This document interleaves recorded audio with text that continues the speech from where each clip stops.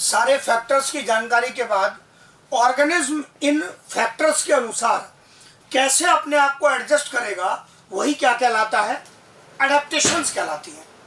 NCERT कैसे define करता है एडेप्टेशंस को?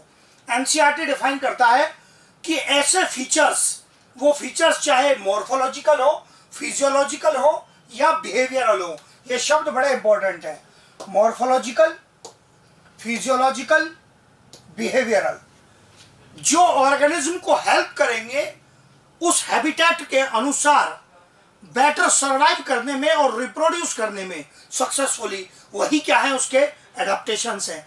मतलब अपने हैबिटेट के एनवायरनमेंट में रहते हुए ऑर्गेनिज्म कैसे बेटर सरवाइव करेगा और कैसे बेटर रिप्रोड्यूस करके अपनी स्पीशीज को मेंटेन करेगा, उसके जो फीचर इन चीजों में उसकी सहायता करेंगे, वही क्या है, उसके एडेप्टेशंस हैं। इन फीचर को 3 कैटेगरी में बांटा गया है। These features may be external morphological features, may be internal function related features. अगर बॉडी के इंटरनल फंक्शन से रिलेटेड है तो क्या कहलाएंगे, फिजियोलॉजिकल। और अगर ऑर्गेनिज्म कोई एक्टिविटी कर रहा है जिसकी वजह से उसको सरवाइव करने में सहायता हो रही है तो क्या कहलाएंगे, बिहेवियरल। तो जो फिजियोलॉजिकल है वो इंटरनल फंक्शन है, ये इंटरनल फंक्शन है कोई ना कोई, और जो बिहेवियरल है ये एक्टिविटी है ऑर्गेनिज्म की। मॉर्फोलॉजिकल सब पहचानते हो, बॉडी में कोई ऐसा बाहरी बदलाव जो उसको सरवाइव करने में हेल्प करे तो वो मॉर्फोलॉजिकल फीचर में आएगा। इंटरनल फीचर्स जो हैं वो फिजियोलॉजिकल हैं और ऑर्गेनिज्म की एक्टिविटी वो बिहेवियरल है। सबके एग्जांपल दिखेंगे आपको। अब यहां पर पहले एनिमल्स के बारे में एडेप्टेशंस का डिस्कशन आ गया, प्लांट में अलग से लेंगे। एनसीईआरटी ने सबको इकट्ठा करके बताया है, मैंने उसको 2 हिस्सों में तोड़ लिया है। एनिमल्स प्लांट्स अलग अलग कर रहा हूं, कुछ हिस्से बहुत आसान है, कुछ में थोड़ी समझ लगेगी। रिलेटेड टू टेम्परेचर, टेम्परेचर से रिलेटेड एडेप्टेशंस एनिमल्स में सबसे पहले नाम आता है एंटी फ्रीज प्रोटीन्स का। एनसीईआरटी भी इसका जिक्र करता है कि अंटार्कटिका में जो फिशेज पाई जाती हैं उनमें एंटी फ्रीज प्रोटीन्स पाए जाते हैं, और ये कह के छोड़ देता है। आपका जो क्वेश्चन बचता है कि सर ये एंटी फ्रीज प्रोटीन कर क्या रहे हैं, ये एंटी फ्रीज प्रोटीन किसको फ्रीज होने से बचा रहे हैं? एग्जैक्ट आंसर है प्रोटोप्लाज्म को फ्रीज होने से बचा रहे हैं। सेल के अंदर जो प्रोटोप्लाज्म भरी हुई है उसी में तो मेटाबॉलिज्म चल रहा है, यहीं पर मेटाबॉलिज्म चल रहा है, और जब तक ये मेटाबॉलिज्म चलता रहेगा तब तक ये ऑर्गेनिज्म जिंदा है, लाइफ मेंटेन करेगा। प्रोटोप्लाज्म फ्रीज हो जाएगा तो लाइफ को खतरा होगा। तो ये प्रोटीन्स कम टेम्परेचर में भी सेल में ऐसी कंडीशन क्रिएट करते हैं कि वो जो उसके अंदर प्रोटोप्लाज्म है वो फ्रीज नहीं हो, और ये कहला रहे हैं एंटी फ्रीज प्रोटीन। और इससे क्या सपोर्ट मिलेगी, मैंने कहा मेटाबॉलिक एक्टिविटी चलती रहेगी तो ऑर्गेनिज्म सरवाइव करेगा। तो ये एकदम स्ट्रेट पॉइंट आ गया जिसमें एनसीईआरटी के पॉइंट का एक्सप्लेनेशन ले लिया हम लोगों ने। ये भी एनसीईआरटी की डेफिनेशन ली, उसके पॉइंट का एक्सप्लेनेशन लिया, उसके भी पॉइंट्स को बताया क्या क्या कहना चाह रहा है वो। फिर इसके बाद आता है, ये पॉइंट आता है आइस न्यूक्लिएटिंग प्रोटीन्स का। ये कॉन्सेप्ट थोड़ा उल्टा है, आइस न्यूक्लिएटिंग प्रोटीन्स का। हाँ, इसमें समझ लगती है। आइस न्यूक्लिएटिंग प्रोटीन्स क्या रोल प्ले करते हैं? सेल के बाहर जो फ्लूइड होता है, एक्स्ट्रा सेलुलर मैट्रिक्स होता है, ये उसको फ्रीज करते हैं, उसको प्रमोट करते हैं। They promote freezing of extra cellular matrix. Cell के चारों तरफ का जो एनवायरमेंट है, 2 सेल के बीच का जो एरिया है, ये कहलाता है एक्स्ट्रा सेलुलर मैट्रिक्स। ये प्रोटीन्स इसकी फ्रीजिंग को प्रमोट करते हैं। आप तुरंत सवाल करेंगे, लो अभी तो फ्रीजिंग से बचा रहे थे, अरे किसको बचा रहे थे? प्रोटोप्लाज्म को। अब किसको फ्रीज करना चाह रहे हैं? सेल के बाहर के एनवायरमेंट को। अब इसमें साइंस लगेगी कि सर सेल के बाहर के एनवायरमेंट को फ्रीज करने से क्या फायदा होगा। छोटा सा कॉन्सेप्ट लगेगा फिजिक्स का। फिजिक्स कहती है कि आइस जो होती है, बर्फ जो होती है, वो हीट की बैड कंडक्टर है। यस, अगर एक बार जम जाएगी तो आइस के आर पार हीट का फ्लो करना आसान काम नहीं है।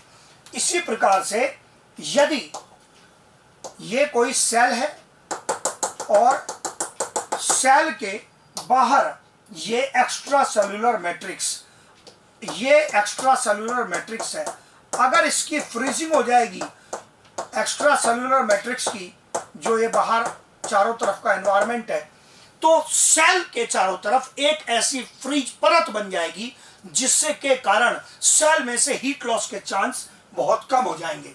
तो ये decreases heat loss from cells. इससे क्या सहायता मिलेगी?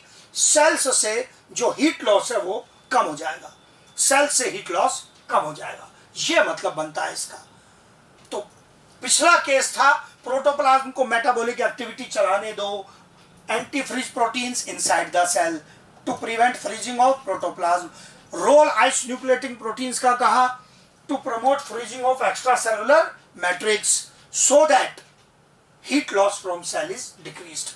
किस में पाए जाते हैं? कुछ स्पाइडर्स में, कोल्ड रीजन की स्पाइडर्स में ये पाए जाते हैं। दोनों केस बता दिए। फिर एनसीईआरटी का एकदम साधारण पॉइंट, छोटी क्लास से भी आपने पढ़ा है, ब्लबर।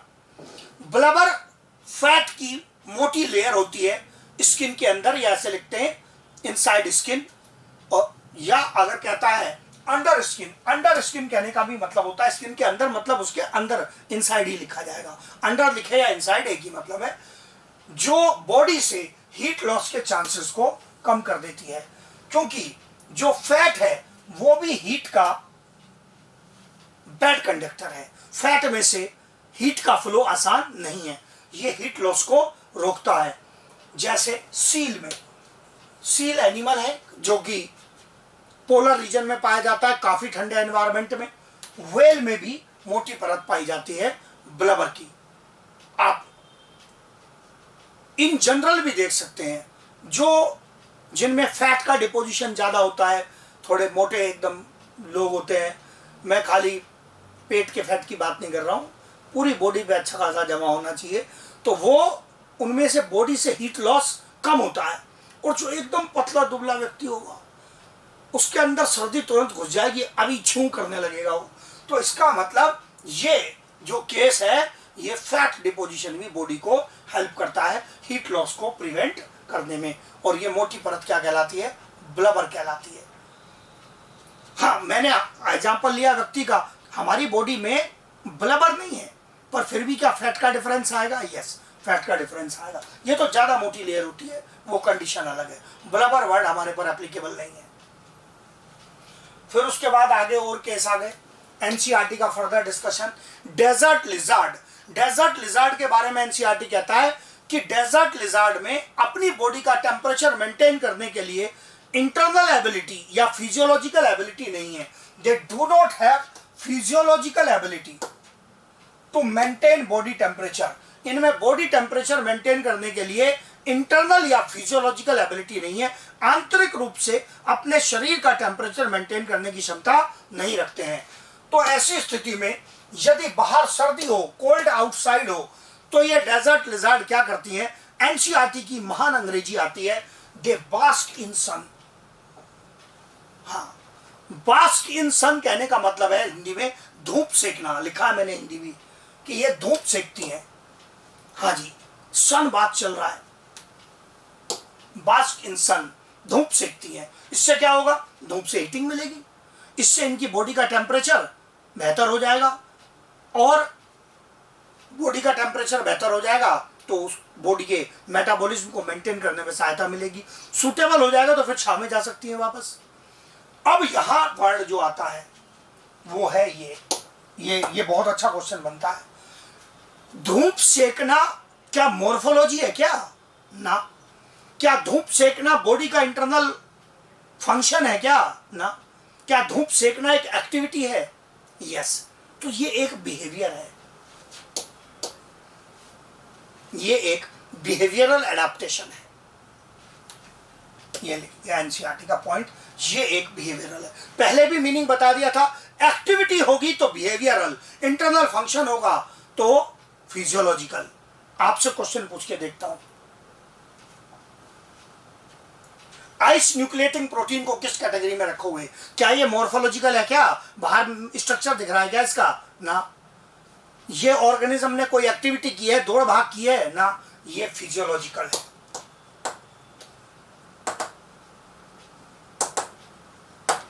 क्या ब्लबर की लेयर बाहर दिख रही है क्या? ना, ये भी फिजियोलॉजिकल है, प्लस स्ट्रक्चरल कहला सकता है, पर मॉर्फोलॉजिकल तो नहीं कहलाएगा। Structural, physiological. अंदर के प्रोटीन, एंटी फ्रीज प्रोटीन, ये भी क्या किस में काउंट होगा? फिजियोलॉजिकल में काउंट होगा। ये सब मैंने कैटेगरी बता दी इनकी, physiological, physiological, physiological plus structural. Fat deposition एक जो इंटरनल फंक्शन की कैटेगरी में आता है। फिजियोलॉजिकल तो रहेगा ही, बॉडी के स्ट्रक्चर को प्रभावित कर रहा है, बट इंटरनली कर रहा है, इसलिए स्ट्रक्चरल लिखा है, मॉर्फोलॉजिकल नहीं लिखा है। फिर इसके बाद यहां पर ये बिहेवियरल का केस आ गया। अब आपसे सवाल करूंगा, ह्यूमन बींग्स एडवांस ऑर्गेनिजम्स हैं, हमारे पास बॉडी के टेम्परेचर को रेगुलेट करने के लिए फिजियोलॉजिकल एबिलिटी है। हमारी बॉडी 37 डिग्री सेल्सियस मेंटेन रखती है। सो क्या हमारे पास फिजियोलॉजिकल एबिलिटी है? यस। आपको कोई धोखा दे सकता है, आपसे पूछेगा कि हमारे पास बॉडी टेम्परेचर को रेगुलेट करने की, मेंटेन करने की फिजियोलॉजिकल एबिलिटी है, क्या इसके बावजूद हम बिहेवियरल एडेप्टेशन दिखा सकते हैं? यस। अरे हमारा धूप सेकना मना थोड़ी है, ज्यादा सर्दी होती है तो लोग धूप में बैठ जाते हैं ना। सुबह सुबह आप देखते हैं कई लोग खासकर गांव में इकट्ठे हो गए, आग जलाकर बैठ गए। तो आग जलाकर बैठना क्या है? बिहेवियर है ना उनका। धूप सेकना क्या है? बिहेवियर है। गर्म कपड़े पहनना क्या है? बिहेवियर है। तो इसका मतलब क्या ह्यूमन बींग्स जैसे एडवांस ऑर्गेनिजम्स में भी बिहेवियरल एडेप्टेशंस प्रेजेंट होंगे? यस। मतलब मैं क्या चाहता हूं, आप ये मीनिंग ना निकालें कि बिहेवियरल तभी आता है जब फिजियोलॉजिकल ना हो।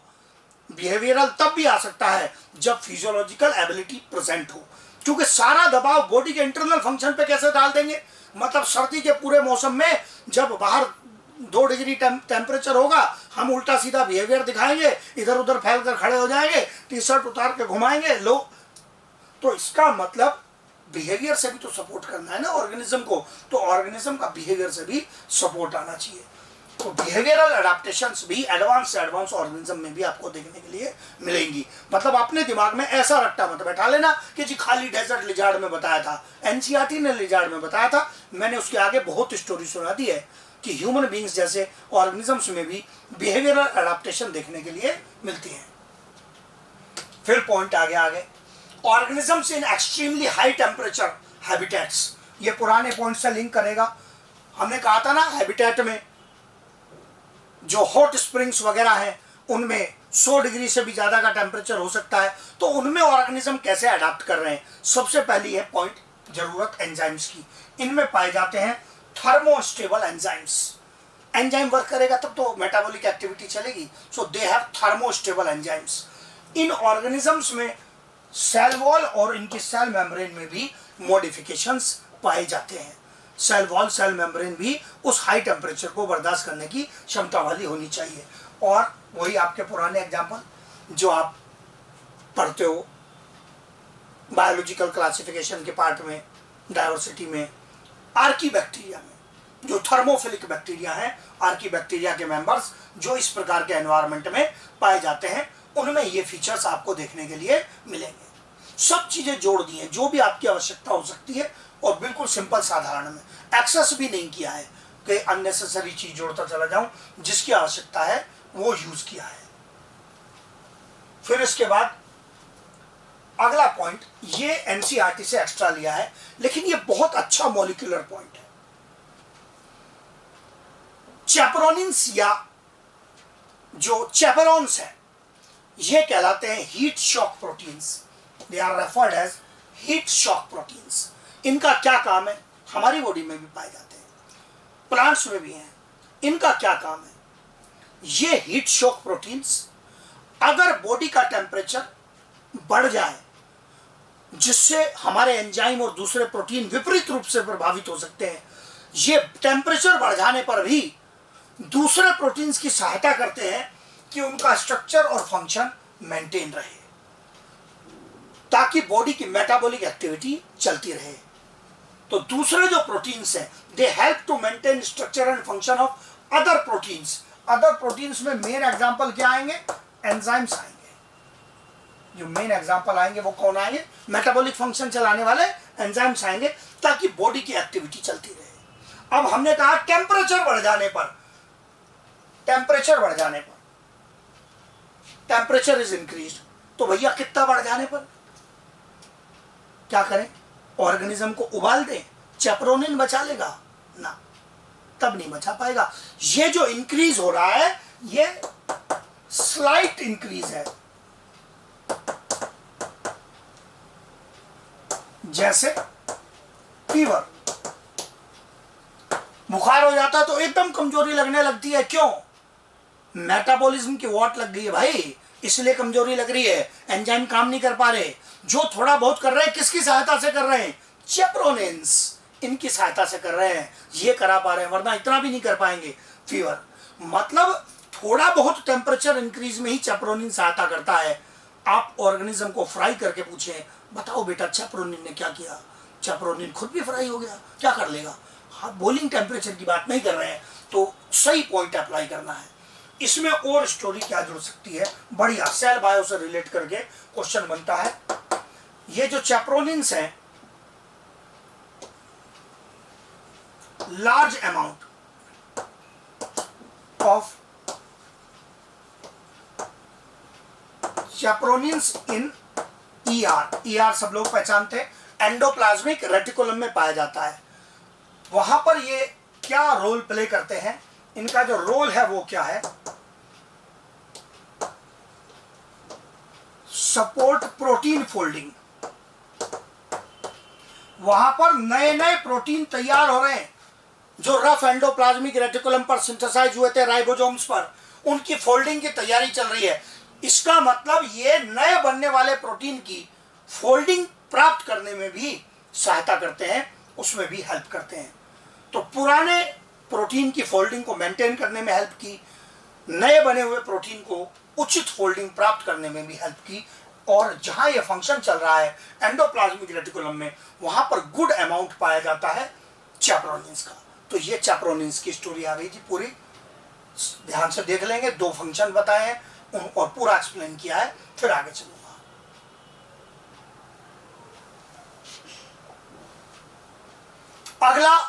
अगला जो एडाप्टेशन आ गया, किससे related? Water scarcity. 2 point NCERT देता है, उससे बाहर क्वेश्चन नहीं जाता है, वो ही रटने हैं। एक कंगारू चूहे की स्टोरी दी है और एक कैमल की स्टोरी दी है, जिनमें कुछ सिमिलरिटी भी है, कुछ अंतर है। जो कंगारू रैट्स हैं, जो डेजर्ट में पाए जाते हैं,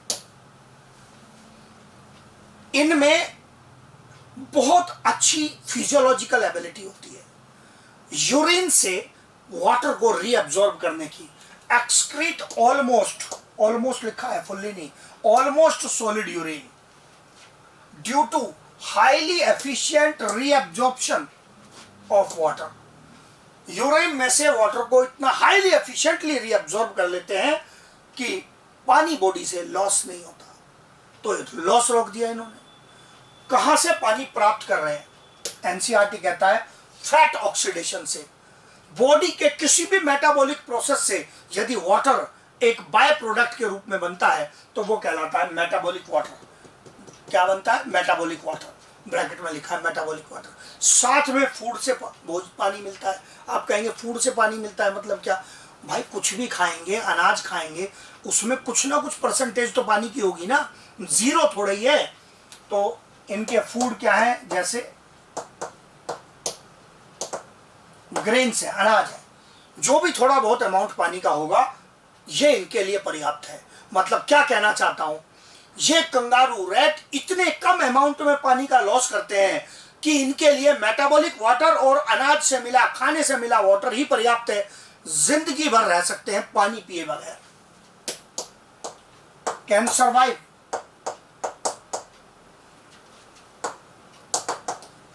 विदाउट ड्रिंकिंग वाटर। सही पढ़ना है। मैंने ये नहीं कहा पानी के बिना सर्वाइव कर सकते हैं, ये थोड़ी बोला है पानी पिए बगैर। पानी पीने का मतलब अलग है, मतलब तालाब पर जाकर अलग से पानी पीना। पानी पिए बगैर जिंदा रह सकते हैं। जितना पानी भोजन में मिला और मेटाबॉलिक वाटर मेटाबॉलिक प्रोसेस से मिला, मेनली फैट ऑक्सीडेशन से, वही इनके लिए पर्याप्त है, क्योंकि पानी का लॉस बहुत ही कम करते हैं। इसलिए ये पानी पिए बगैर सर्वाइव कर सकते हैं, लाइफ भर सर्वाइव कर सकते हैं। कंगारू रैट, एक तो कंगारू रैट के क्वेश्चन बन गए, आए एग्जाम में। कैमल का क्वेश्चन आ गया। कैमल में फैट स्टोरेज होता है हम्प में। कैमल की पीठ पर जो उठा हुआ भाग होता है वो कहलाता है हम्प। इसमें फैट स्टोरेज होता है, और जब इस फैट का ब्रेकडाउन होगा, हाँ सही बोल रहा हूं, फैट स्टोरेज होता है। ऐसा नहीं कि उसमें पानी भर के रखा है सीधा, फैट स्टोरेज होता है। और इस फैट के ऑक्सीडेशन से मेटाबॉलिक वाटर प्रोड्यूस होगा, और इसकी सहायता से कैमल कई दिनों तक पानी पिए बगैर रह सकते हैं। मैंने कहा कई दिनों तक, मैनी डेज, मतलब कंगारू रैट से कोई मुकाबला नहीं है। वो तो बड़ा गेम है, जिंदगी भर रह सकता है। कैमल भी कई दिनों तक रह सकता है, लेकिन कंगारू रैट तो जिंदगी भर रह सकता है पानी पिए बगैर। ये कैमल का एग्जांपल हो गया, एकदम आसान, इतनी छोटी स्टोरी है। फिर छोटा सा फैक्टर आ गया सैलिनिटी का। एनसीईआरटी तो अलग से कुछ नहीं बोलता, मैंने एक लाइन ली है। समुद्र में जो मछलियां पाई जा रही हैं, उनकी बॉडी में समुद्र का एक्सेस सॉल्ट चला जाता है। तो इस एक्सेस सॉल्ट का क्या करें? समुद्र में पाई जाने वाली कई सारी मछलियों में प्रेजेंट होते हैं सॉल्ट ग्लैंड्स, जो बॉडी से एक्सेस सॉल्ट को रिमूव करने का काम करते हैं। एक्सेस सॉल्ट को रिमूव करने का काम करते हैं। इतना सिंपल छोटा सा पॉइंट बताया कि ये सैलिनिटी तक की कहानी आ गई। नेक्स्ट फैक्टर पर जाएंगे। अगला फैक्टर आ गया हाई ऑल्टीट्यूड। बड़ी अच्छी स्टोरी सुनाई है एनसीईआरटी ने इसमें, मैंने उसको बड़े व्यवस्थित तरीके से लिखा है। इसी सीक्वेंस में चलोगे याद रहेगा। हाई एल्टीट्यूड, तुरंत पहले क्या बताया, समस्या क्या है? वहां पर लो एटमॉस्फेरिक प्रेशर है और लेस ऑक्सीजन अवेलेबल है, ये समस्या है। फिर कहां मिलेंगी आपको प्रैक्टिकली ये समस्या देखने के लिए? एनसीईआरटी का एग्जांपल आ जाए लिखा हुआ वहां पर, तो वो आपको अजीब नहीं लगे। रोहतांग पास नियर मनाली, मनाली के पास रोहतांग पास, रोहतांग दर्रा जो है, ये जो एक रास्ता है लद्दाख से जोड़ता है मनाली को, ये रोहतांग पास, जो लगभग एनसीईआरटी कहता है 3,500 मीटर की ऊंचाई पर। मानसरोवर जो चाइना ऑक्यूपाइड तिब्बत के अंदर है, वो भी हाई ऑल्टीट्यूड रीजन है, जो कि एक पिलग्रिमेज साइट भी है हिंदूज के लिए। सैला पास, ये एनसीईआरटी से मैंने एक्स्ट्रा लिया है। क्यों लिया एक्स्ट्रा बताऊंगा, अरुणाचल प्रदेश में। तो ये 3 हाई एल्टीट्यूड एरियाज हैं। ये सैला पास क्यों लिया? क्योंकि यहां मैं गया हूं। सैला पास लगभग 17,500 फीट की ऊंचाई पर है। सांस लेना मुश्किल हो जाता है, गजब की ठंड होती है। बाहर इतनी ठंड है कि अगर एयर में भी मॉइस्चर है तो वो भी जम जाता है। तो जब हवा आपके चेहरे पर टकराती है तो छोटे छोटे पार्टिकल्स टकराते हैं। वो पार्टिकल मॉइस्चर के होते हैं, वो जम जाते हैं, वो टकराते रहते हैं। तो ये हाई ऑल्टीट्यूड तवांग के पास का एरिया है। तवांग जाते हुए रास्ते में पड़ता है। अगर आप बाई रोड जा रहे हैं, हेलीकॉप्टर से चलेंगे तो बात अलग है, ऊपर ऊपर से पहाड़ दिखाई देंगे। जिंदगी का असली मजा तो सड़क पे है। सड़क से जाएंगे सैला पास होते हुए, लेकिन जाना मुश्किल बहुत है। गाड़ी कई बार आगे चलने के बजाय पीछे ही हटने लगती है, बर्फ पे फिसल जाती है, और उसके बाद नीचे देखने का मन करता है, पता तो कर लूँ खाई कितनी गहरी है। तो ये areas, I have also been to Rohtang pass. Rohtang pass पर भी मैं गया हूँ। रोहतांग से सैला की ऊंचाई ज़्यादा है। I have not been to Mansarovar, वहाँ नहीं गया हूँ। तो ये दोनों जगह पर आपको सांस लेने में दिक्कत आएगी। अब इससे क्या प्रॉब्लम क्रिएट होंगी, जो मैंने अपने साथ के लोगों में, खासकर बच्चों में पहले देखने के लिए मिली। बच्चों को प्रॉब्लम पहले होती है, वो प्रॉब्लम है नोजिया, वॉमिटिंग, उल्टी होनी शुरू हो जाएगी। पास के पहले से नीचे से शुरू हो जाते हैं बच्चे, तो उल्टी हो जाती है।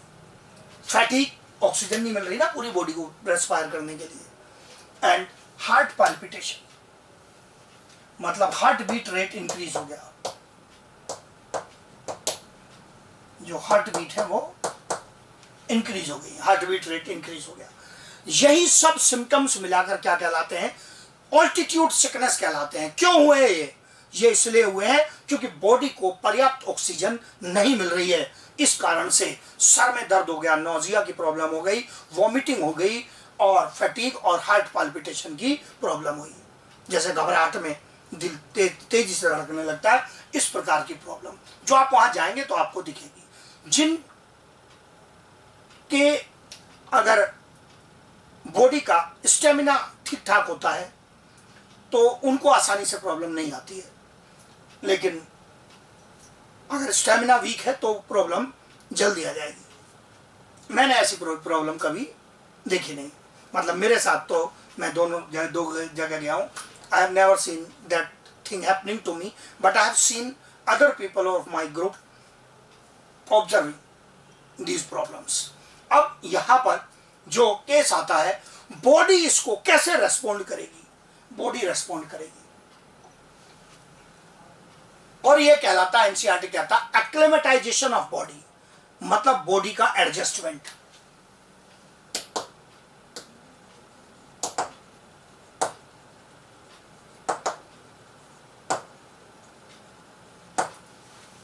ये एक्लेमेटाइजेशन है। अगर यही एक्लेमेटाइजेशन परमानेंट हो जाए तो इसी को फिर आप आगे एडेप्टेशन बोलते हैं। ये मैंने एक्सप्लेनेशन दे दिया, एनसीईआरटी खाली एक्लेमेटाइजेशन लिख के छोड़ देता है। क्या एक्लेमेटाइजेशन है? बॉडी आरबीसी की संख्या बढ़ाएगी ताकि ऑक्सीजन ज्यादा कैरी हो सके ब्लड के अंदर। बॉडी ब्रीदिंग रेट को बढ़ाएगी, हार्ट बीट रेट भी थोड़ी बढ़ी हुई रहती है, पर मैं अब एग्जैक्ट एनसीईआरटी की लैंग्वेज यूज कर रहा हूं जो एनसीईआरटी लिखता है। ब्रीदिंग रेट बढ़ाएगी ताकि पर यूनिट टाइम में ज्यादा ऑक्सीजन ट्रांसपोर्ट हो। लेकिन ऑक्सीजन ट्रांसपोर्ट ब्लड में जाएगा तब ना, जब ब्लड भी कैरी करेगा उसको अच्छे से, तो मतलब हार्ट बीट रेट भी थोड़ी बढ़ी हुई रहती है नॉर्मल से। और सबसे खतरनाक है ये तीसरा पॉइंट, यही गलती होती है, संभल के चलना है। O2 binding affinity of haemoglobin decreased. Haemoglobin की ऑक्सीजन बाइंडिंग एफिनिटी कम कर दी जाती है बॉडी के द्वारा।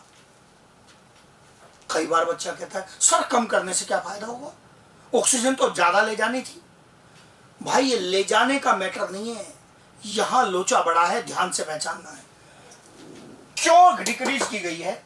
ताकि जो ऑक्सीजन ब्लड में चली गई है वो आसानी से ब्लड से रिलीज होकर टिश्यू में जाए। किस लिए? Easy release of O2 from blood to tissue.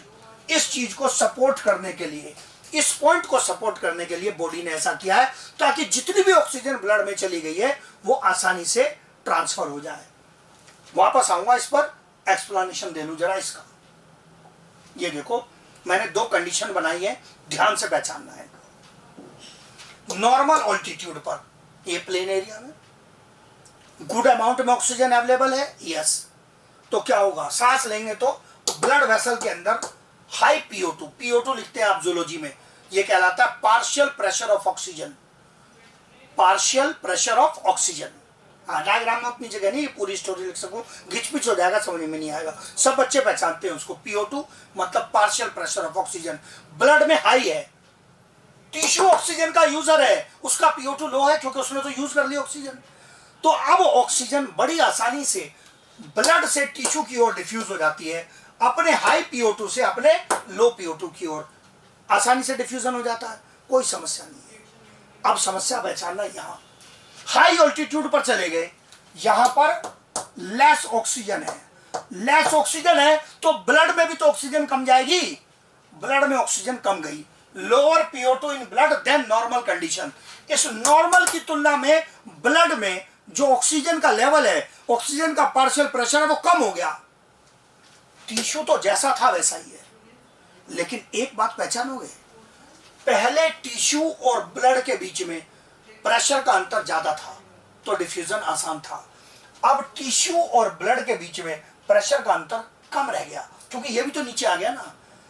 कम अंतर हो जाने के बावजूद भी डिफ्यूजन अच्छे से हो जाए, इसके लिए क्या जरूरी है कि ब्लड ऑक्सीजन को आसानी से छोड़ दे, और ब्लड ऑक्सीजन को आसानी से छोड़ देगा तो ऑक्सीजन टिश्यू के पास आ जाएगी। लेकिन ब्लड कब छोड़ेगा? जब हीमोग्लोबिन की O2 के लिए एफिनिटी कम हो जाए।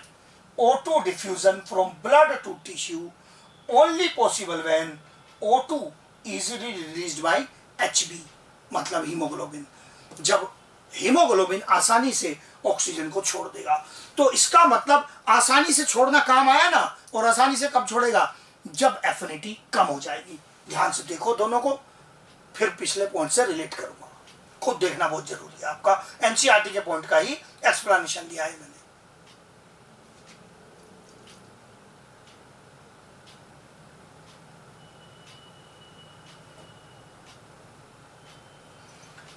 यहां पर ये पिछले पॉइंट में कहा था, binding affinity of haemoglobin decreased, किस पर्पज से? ताकि easy release of O2 from blood to tissue. ये समझाया आपको, पूरे डायग्राम सहित बता दिया कि एफिनिटी डिक्रीज करने से क्या फायदा होता है, क्या बेनिफिट होता है। ये केस बता दिया, फुल एक्सप्लेन कर दिया। फिर इसके बाद जो अगली एडेप्टेशन आती है, वो एडेप्टेशन आती है सस्पेंशन। सस्पेंशन करने का मतलब यहां पर क्या है? एक्टिविटीज को रोककर, सस्पेंड करना मतलब किसी गतिविधि को रोकना।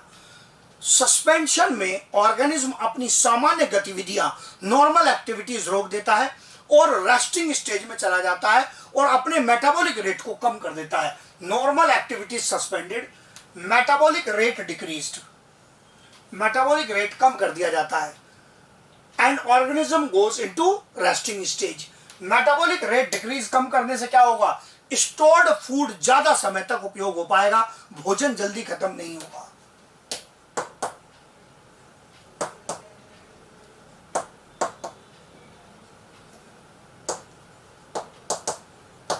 स्टोर्ड फूड स्लोली यूटिलाइज्ड, क्योंकि आप नया भोजन तो ला नहीं रहे, रेस्टिंग में चले गए, और जो पुराना है उसको फटाफट यूज करके खत्म कर दिया, तो काहे की रेस्टिंग, भूख लगेगी, फिर भोजन ढूंढना पड़ेगा, तो और बाहर आना पड़ेगा एनवायरनमेंट में। तो रेस्टिंग स्टेज में जाना है, तो ऐसी स्थिति में मेटाबॉलिक रेट भी कम होना ही पड़ेगा। यह कहलाता है सस्पेंशन। क्या क्या कंडीशंस हो सकती हैं जिससे रेस्टिंग आएगी, और क्या अलग अलग पार्ट है रेस्टिंग के, आपके पढ़े हुए पार्ट, आसान एकदम। हाइबरनेशन, क्या बोलते हो हाइबरनेशन को? Winter sleep.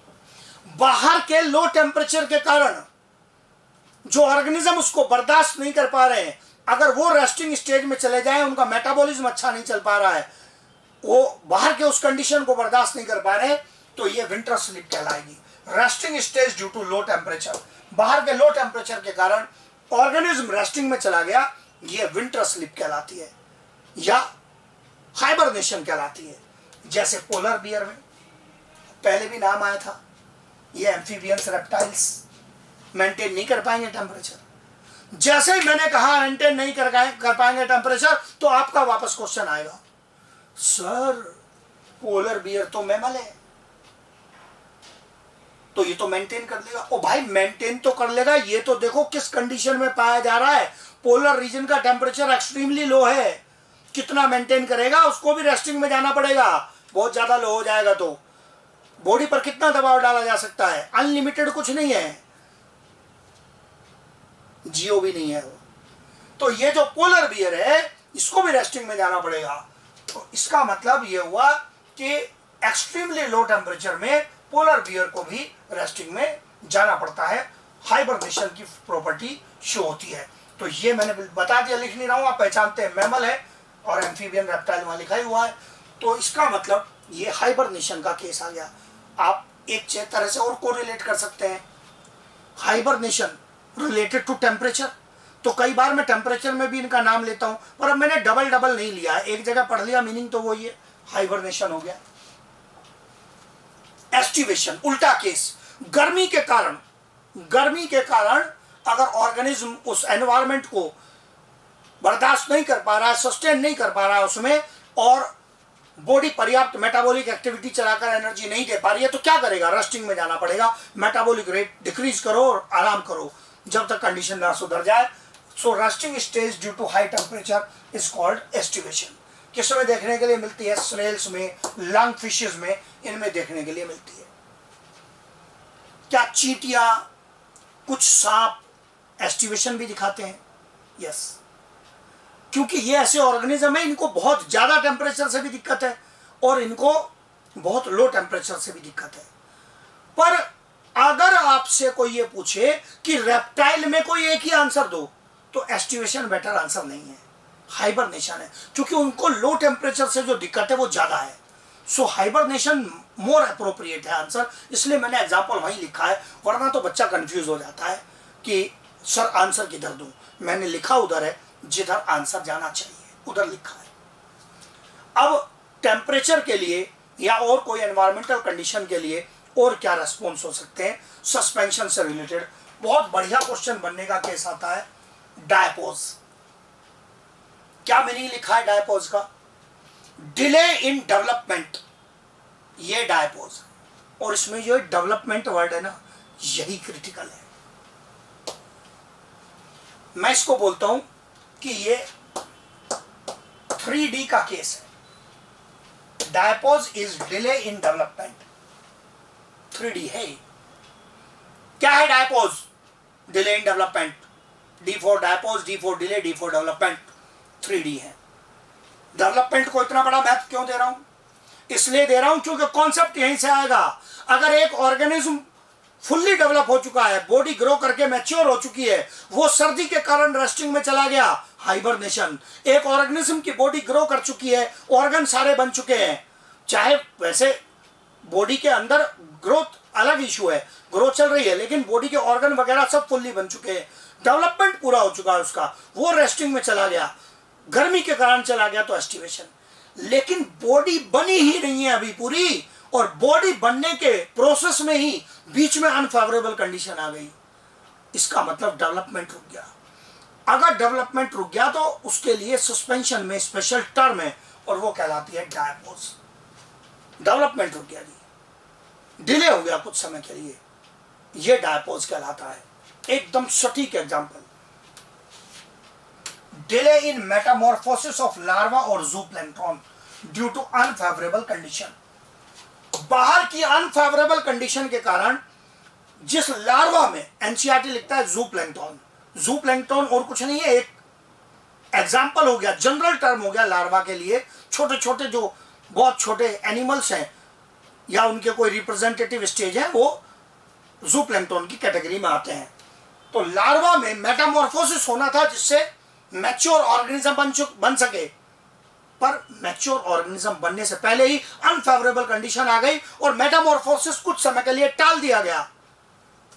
सस्पेंशन है, यस। इसमें सस्पेंशन का कौन सा स्पेशल टर्म लगेगा? डायपोज लगेगा, ये मीनिंग बनता है। एकदम सटीक answer, diapause, 3D। Organism already developed है, सर्दी के कारण रेस्टिंग में गया, हाइबरनेशन। ऑलरेडी डेवलप्ड है, गर्मी के कारण अगर रेस्टिंग में गया तो एस्टिवेशन। और ऑर्गेनिज्म का डेवलपमेंट ही नहीं हुआ, बीच में ही मुसीबत आ गई अनफेवरेबल कंडीशन की, देन इट इज कॉल्ड डायपोज। फिर एक पॉइंट और लूंगा इसमें, ये नोट लिया, बढ़िया क्वेश्चन बन सकता है। अपनी जरा याद करो प्लांट किंगडम वगैरह की कहानी, बायोलॉजिकल क्लासिफिकेशन की, अगर या इवन बैक्टीरिया के बारे में बाहर अनफेवरेबल कंडीशन हो, उससे बचने के लिए मोटी परत के, मोटी वॉल के स्पोर बनते हैं। बैक्टीरिया में भी, एल्गी में भी, फंजाई में भी, सब में बनते हैं। भाई ये भी तो अनफेवरेबल कंडीशन से बचा रहा है। और क्या ये मोटी वॉल के स्पोर कुछ समय तक रेस्ट करते रहते हैं और जब फेवरेबल कंडीशन आती है तब जर्मिनेट करके नया ऑर्गेनिज्म बना देते हैं? यस। इसका मतलब ये भी क्या है, एक प्रकार का सस्पेंशन है। और साथ में आगे लिखा है and formation of seeds in plants to pass unfavourable conditions is also a case of suspension. ये भी क्या है, सस्पेंशन है। कुछ समय के लिए अपना जो सामान्य एक्टिविटी है वो रोक दी है, और ये सस्पेंशन की कैटेगरी में आएगा।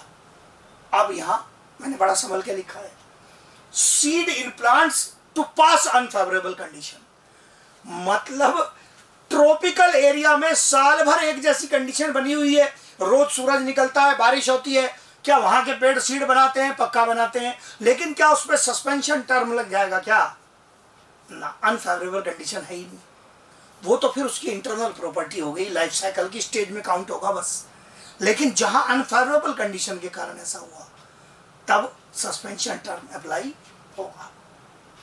पूरा समझ के लिखा है मैंने, ये केस आ गया, सस्पेंशन की पूरी स्टोरी आ गई, बहुत बढ़िया से सस्पेंशन को एक्सप्लेन किया है मैंने यहां पर।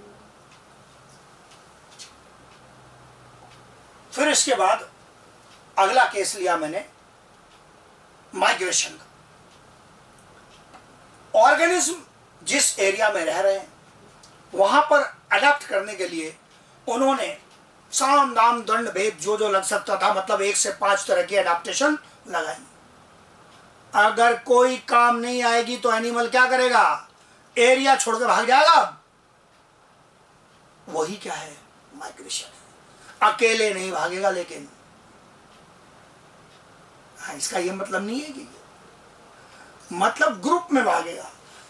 Migration, movement of large groups of animals, large group, क्योंकि माइग्रेशन में मैंने पहले भी कहा है कि लार्ज ग्रुप आने चाहिए। Large groups of animals from unfavourable area to favourable area, unfavourable से फेवरेबल एरिया में जो मूवमेंट होगी वो माइग्रेशन कहलाएगी। अब क्यों भाग गया ऑर्गेनिज्म, किस लिए भाग गया? ऑर्गेनिज्म अपनी 2 मेन रिक्वायरमेंट्स के कारण भागा है। या तो उसको भोजन चाहिए, भोजन नहीं मिल रहा है, या फिर उस एरिया में ऐसी परिस्थिति है कि वहां रिप्रोडक्टिव साइकिल पूरी करने में दिक्कत आ रही है। मतलब दूसरा कारण, फॉर कंप्लीटिंग रिप्रोडक्शन साइकिल, अपनी रिप्रोडक्शन साइकिल को पूरा करने के लिए किसी सूटेबल एरिया में ऑर्गेनिज्म गया है। एग्जाम्पल सही दिखाऊंगा, बिल्कुल बिल्कुल एग्जाम्पल सही। तो ये यहां पर 2 रिक्वायरमेंट आ गई। ऑर्गेनिज्म को मुसीबत कौन से फैक्टर्स ने पैदा की होगी? वही पुराने, टेम्परेचर एंड वाटर। एनवायरमेंट के कौन से ऐसे फैक्टर्स हैं जिनके कारण समस्या आई होगी? तो देखो, मैं बड़ी समझदारी से लिखा है। और जो 2 पॉइंट है वो है ऑर्गेनिज्म की demand, food and reproduction cycle. ये 2 पॉइंट हैं एनवायरमेंट के फैक्टर, वाटर एंड टेम्परेचर, जो इन डिमांड्स को पूरा करने में समस्या पैदा कर सकते हैं। तो उसी क्वेश्चन का आंसर देना है जो पूछा जाए। मैं लगातार बात कर रहा हूं तो बच्चों से पता चलता है एक्यूरेसी बहुत इंपॉर्टेंट है, मिस्टेक रोकनी है। लगातार बोलता हूं, मिस्टेक रोकनी है, क्योंकि जिन बच्चों के अगर नीट में बाउंड्री लाइन पर खड़े हैं, उनसे बात हो रही है, फोन आ रहे हैं, बच्चा परेशान भी है, मेन जो मिस्टेक है वो मिस्टेक किस चीज की है? क्वेश्चन कुछ पूछ रहा है, चिपका कुछ भी रहे, आधा क्वेश्चन पढ़ के आंसर लगा रहे हैं, पूरा क्वेश्चन ही नहीं देख रहे हैं। ये भयानक मिस्टेक है। नॉलेज की कमी नहीं है बच्चे के पास। जो 600 ले आया वो 630 भी ला सकता था। 5 क्वेश्चन ही तो गलत करने से रोकने थे उसको, तो 6 क्वेश्चन रोकने थे, गलत करने से रोक देता। तो ऐसी स्थिति में एक्यूरेसी चाहिए। 2-2 क्वेश्चन, एक क्वेश्चन से बड़ा डिफरेंस क्रिएट होता है। तो जो पूछे उसका आंसर देना है। अब एग्जाम्पल लिया डिटेल समझाने के लिए, वो पूरा बढ़िया से इस एग्जाम्पल को अच्छे से धोया है, क्योंकि इंडिया से रिलेटेड है ना, तो पूरी जानकारी चाहिए। साइबेरियन क्रेन्स माइग्रेट करती हैं from Siberia to Keoladeo national park, Bharatpur, Rajasthan. Siberia से माइग्रेट कर आती हैं भरतपुर में Keoladeo national park. GK type question का भी आंसर आना चाहिए। कब आती है? एट स्टार्टिंग ऑफ विंटर, सर्दी की शुरुआत में। क्यों आती है? क्योंकि साइबेरिया में सर्दी बहुत ज्यादा है। आप कहेंगे अरे सर्दी तो इंडिया में भी पड़ती है। अरे साइबेरिया की तुलना में कुछ नहीं है, वहां है -50, इससे भी कम वाले एरिया है। -40 -50 तो एवरेज ही है वहां का सर्दी का। खतरनाक स्थिति होती है, एकदम सब कुछ फ्रीज्ड है जी। अगर बर्तन में लेकर, मैंने देखे हैं वीडियो, बर्तन में लेकर गर्म पानी आप ऊपर उछाल दें तो 1-2 मंजिल से नीचे गिरने तक तो वो जम जाता है, बर्फ ही बन जाती है उसकी, इतना कम टेम्परेचर है। तो इसका मतलब ये हुआ कि ये इस कम टेम्परेचर से इनको क्या समस्या आएगी? इनको मेन समस्या आएगी, इतने कम टेम्परेचर में अंडों की हैचिंग पॉसिबल नहीं है। पहचानते हो हैचिंग? बर्ड्स अपने अंडों के ऊपर बैठ जाती है का ये मतलब नहीं धड़ाक फूट जाएंगे अंडे, बहुत धीरे से बैठती हैं, बॉडी टच हो ताकि बॉडी की हीट से अंडे को हीटिंग मिले और उसके अंदर एम्ब्रियो का डेवलपमेंट हो, ये कहलाता है हैचिंग। लेकिन -50 डिग्री में काहे की हैचिंग होगी? अपना ही टेम्परेचर मेंटेन करने में दिक्कत आ जाएगी, बॉडी की सारी हीट एनवायरनमेंट में उड़ जाएगी, अंडे को मिलेगा ही नहीं कुछ। तो ऐसी स्थिति में अंदर एम्ब्रियो डेवलपमेंट ही नहीं हो पाएगा। हैचिंग को समस्या है, इसलिए बर्ड्स कहाँ आ गई हैं? इंडिया में। To complete reproduction circle they migrate to India. यहां पर अंडे देंगी, एग लेइंग, अलग से लिखा है मैंने एग लेइंग, क्योंकि कुछ कलाकार ये सवाल पूछ लेते हैं कि सर क्या बर्ड्स अपने साथ साइबेरिया से अंडे लेकर आई थी? अबे अंडे नहीं लेकर आई थी, अंडे यहीं आकर दिए थे। अंडे को एग लेइंग की, फिर उनकी हैचिंग की, उसमें से यंग वंस निकल आए, चिक्स निकल आए और उनका अर्ली डेवलपमेंट हो गया यंग वंस का। फिर ये बर्ड्स, इनका आगे क्या रिजल्ट होगा? Return to Siberia at starting of, ऐसे लिखना चाहिए मुझे, starting of, at end of winter. जब यहां सर्दी समाप्त होने लगेगी तो ये वापस साइबेरिया चली जाती है। फिर सवाल बचेगा, सर जब आ ही गई थी तो गई क्यों? भाई इधर जब गर्मी पड़ेगी ना 48 डिग्री 50 डिग्री की, तो ये बर्ड इतने हाई टेम्परेचर के लिए अडेप्टेड नहीं है। That's why they return to Siberia and they will come back next year, big tourist. So ये पूरा कहानी है साइबेरियन क्रेन की, फुल डिटेल बता दिया। अब रखने वाले एग्जाम्पल बताऊंगा कुछ। Long distance migration, Arctic tern, एक बर्ड है, ऐसे ही सीधा सीधा याद रखने के लिए। ये माइग्रेट करती है between north pole and south pole. ये बिगेस्ट टूरिस्ट है दुनिया में। नॉर्थ पोल साउथ पोल के बीच में माइग्रेट करती है। लॉन्ग डिस्टेंस में ही साइबेरियन क्रेन का भी केस आता है, जिसका डिटेल लिया, सबका उतना डिटेल नहीं ले रहा हूं, जरूरत ही नहीं है। Short distance migration, short distance migration में कैरिबो एंड बाइसन। कैरिबो जो है ये एक प्रकार का लार्ज साइज का हिरन है जो नॉर्थ अमेरिका में पाया जाता है। बाइसन ये भी नॉर्थ अमेरिका में पाया जाने वाला एक प्रकार का सांड है। हाँ, ये कैरिबो बाइसन क्यों माइग्रेट कर रहे हैं? हिल एरियाज में रहते हैं, बर्फ पड़ जाने पर घास बर्फ में दब जाती है, भोजन मिलना बंद हो जाता है। So they migrate to lower areas when grass is covered by snowfall. Migrate to lower areas for food when grass covered by snow। North America के जंगलों में पाए जाते हैं, बर्फबारी के कारण जब घास दब जाएगी स्नो में तो ये लोअर एरियाज में आ जाते हैं मूव करके।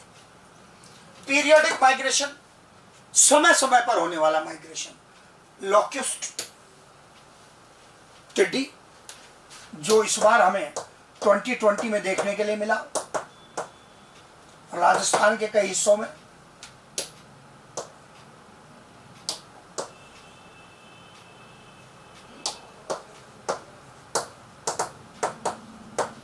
पाकिस्तान में ये समस्या देखने के लिए मिली कि टिड्डियों ने अटैक कर दिया, फसल बर्बाद कर दी। राजस्थान में ये समस्या आई। तो ये पीरियडिक माइग्रेशन होता है। कभी कभी इनके बड़े ग्रुप्स आ जाते हैं जो फसल को नष्ट कर देते हैं, लोकस्ट या टिड्डी। ऐसा लिखने पर कुछ बच्चे पूछते हैं, हाँ बच्चे बहुत सवाल पूछते हैं, सर आपने लिखा है टिड्डी, सो वेयर इज टिड्डा? वो भी उसी में है। बोथ मिस्टर एंड मिसेस टिड्डी टिड्डा together in the group, migrating in large groups. तो ये सब इसी में है। तो ये कहानी आ गई पूरी माइग्रेशन से रिलेटेड। तो अब आप देखो यहाँ ये मैंने छोटे एग्जाम्पल भी ये यहाँ पर कवर कर दिए हैं। जो ये एनिमल्स में आप एडाप्टेशंस देखोगे, ये सारी जो कहानी है एडाप्टेशंस की, वो पूरी स्टोरी में ज़्यादातर एनसीईआरटी ली है। थोड़े थोड़े कुछ पॉइंट्स जोड़े हैं जिनके एक्सप्लेनेशन की कुछ ज़रूरत पड़ती है, तो एनसीईआरटी इसके साथ कवर करेंगे। और एनसीईआरटी इसके साथ जैसे आप कवर करेंगे तो वहाँ पर एनसीईआरटी में ये जो पार्ट है ये मुख्य रूप से आपको कहाँ पर देखने के लिए मिलेगा? एडाप्टेशंस का जो हेडिंग है वो एनसीईआरटी में पेज नंबर 225 पर। एनसीईआरटी में एडाप्टेशंस का जो हेडिंग है वो, हाँ कई बच्चे पूछते हैं ना, तो मैं एनसीईआरटी का पेज नंबर लिख देता हूँ, इधर लिखता हूँ, ऊपर शायद क्लियर नहीं दिखे। एनसीईआरटी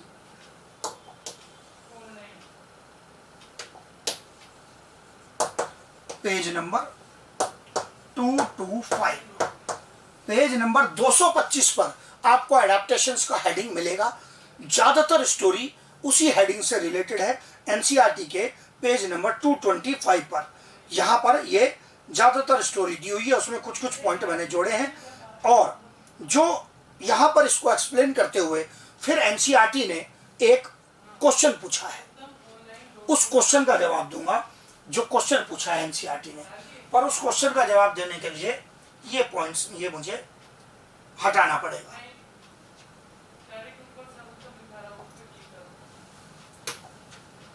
एनसीईआरटी ने क्वेश्चन पूछा है,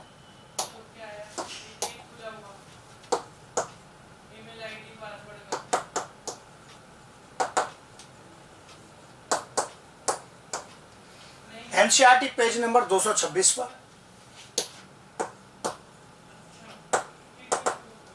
organisms found in deep sea.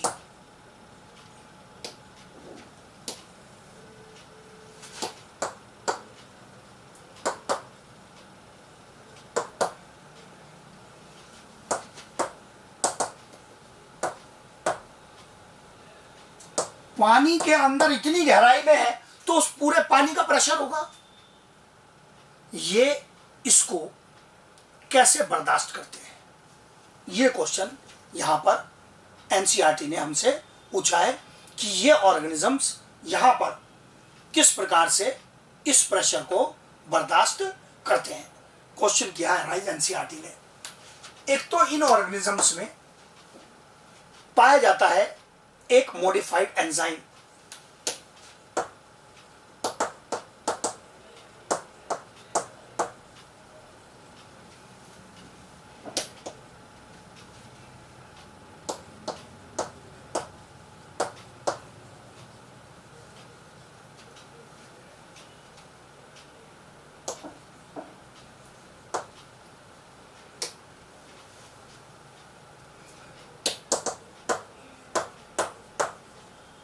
Lactate dehydrogenase isoenzyme.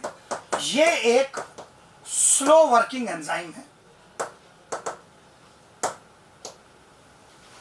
जो बॉडी के मेटाबॉलिज्म को धीरे चलाता है। आप कहेंगे धीरे चलाने से क्या बेनिफिट हुआ? इतनी गहराई में O2 अवेलेबल नहीं है, एनारोबिक रेस्पिरेशन चल रहा है,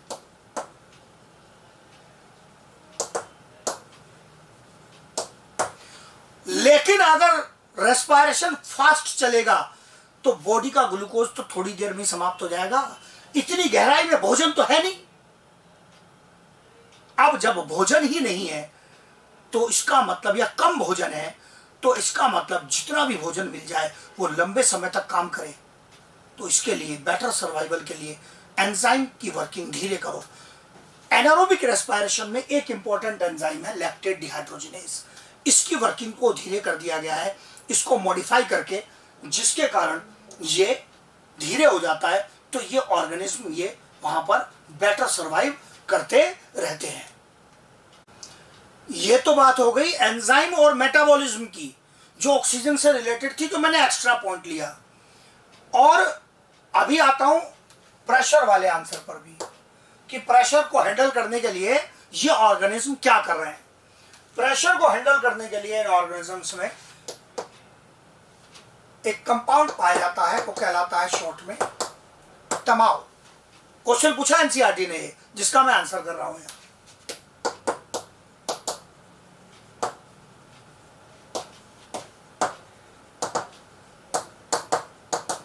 ट्राइमिथाइल अमीन ऑक्साइड, ये कंपाउंड, वैसे तो इसके कई अलग अलग प्रकार के रोल हैं, पर हम केवल प्रेशर से रिलेटेड पॉइंट की बात कर रहे हैं। ये बॉडी के एंजाइम्स की हाई प्रेशर स्टेबिलिटी बढ़ा देता है कि वो प्रेशर को बियर कर सके और तब भी नॉर्मली फंक्शन कर सके।